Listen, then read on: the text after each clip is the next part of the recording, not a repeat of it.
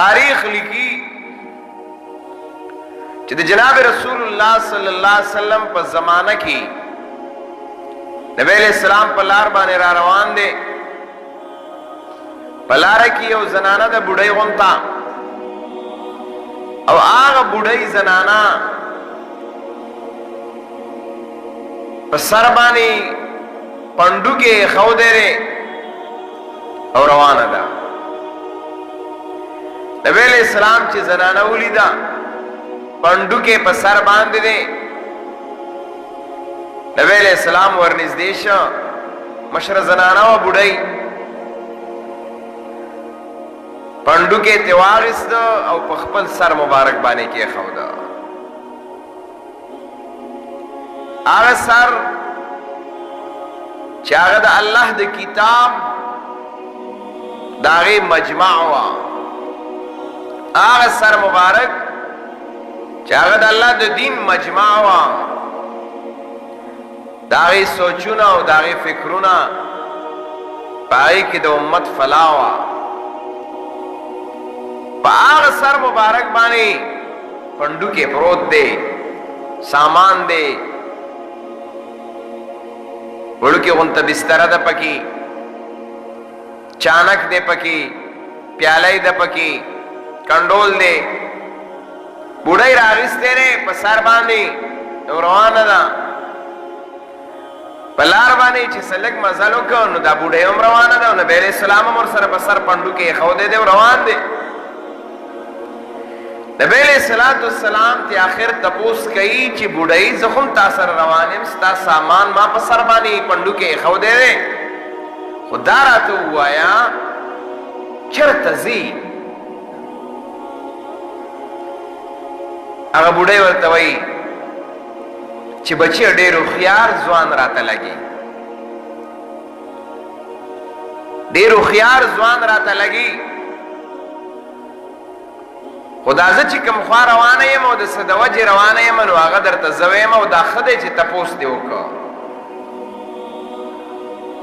دا ښه دی چې تپوس دې وکړه. نبی علیه الصلاة والسلام ورته وی وایه، وی وایم یې درته، وی دې علاقه کې په محمد نوم باندې صلی الله علیه وسلم یو کس پیدا شوی دی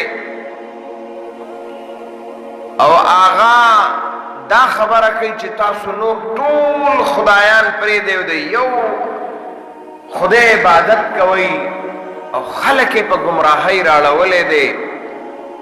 کور په کور یې مسلې جوړې کړي. د هغې د یرې نه چې هغه خبره چې ته ما ته راونه رسي، ما دا کډه د کلي نه واخېسته او زه روان یمه، کډه مې د کلي نه واخېسته او زه روانه یم. نو بچې دغه کس چې کوم دی شرپسند دی، دا دی دا دی خبرې کوي په لاره باندې. او نبی علیه الصلاة والسلام کله چې یو بل تپوس هم وکړي بیا ورسره چې کوم دی نبی علیه السلام وخاندي او بوډۍ ته وایي چې ما ته خپل مقام هغه وښوه چې ته کوم خوازي چې ما ته خو پته ولګي که نه. بیا دې تپوس کوي څه نومې دی؟ وی محمد نومې دی که نه؟ وی غلطېږي خو پکې نه وی نه، وی همدقه نومې دی. وی څه وایي هسې نه چې چا درته څه ویلي بل څه وی همدقه خبره کوي. وی تا ته یقیني پته ده چې همدغه خبره کوي، همدقه خبره کوي. دا ما چې درته څه وویل؟ وی ښه. نبی علیه الصلاة والسلام چې کله د هغې سره بې انتها د خوش اخلاقۍ او د ښو اخلاقو مظاهره وکړله او هغه مقام ته ورسېده، نو نبی علیہ السلام ته وایي خدای دې د هغه د تابعدارۍ نه ګورې او د هغه نه سور، مونږ پښتانه وایي د سوري نه دې خدای وساته. حدیث کې راځي فلما وضعت، نبی علیہ السلام چې کله هغه پنډوکې کېښوده په ځمکه باندې،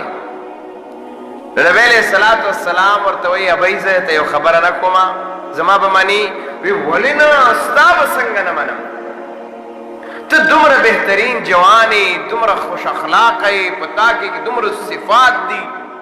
ته به څنګه ما ته غلطه خبره کې ستا د اخلاقونه خو ډیره متاثره شوم وی ښا وی ته چې کوم شخص یادې او څوک یادې چې محمد نومې دی نو هغه خو زه یمه ته چې څوک یادې چې محمد نومې دی نو هغه خو زه یمه وی نه یره وی ما ته خو دنیا کمې خبرې د ستا په باره کې کړې دي او زه څومره یرولې یم ستا د اتباع او د تابعدارۍ نه خو نن ما ته پته ولګېده چې تا له الله کوم صفات درکړي دي اشهد ان لا اله الا الله په هغه وخت کې ایمان راوړه نبی علیہ الصلوۃ والسلام ته ویل ما معاف کا او زه زما او ته چې کوم ځای کې اوسېږي هلته زما کډه یوسه علما لیکي هغه پنډوکې چې د نبی علیہ السلام په سر باندې د یو کافری هغه روانو هغه پنډوکې د نبی علیہ السلام په سر باندې د یو مسلمان بیا روان دی داسې خلک د ایمان نه یریدل داسې خلکو د ایمان نه نفرتو هغه پنډوکې بیا راړلې دی بیا هغه کور ته راغلی ده بې زندگی روانه شوې ده او بیا هغه زندگی ده چې تپوس یې مه کوه خبره مې دې پورې کوله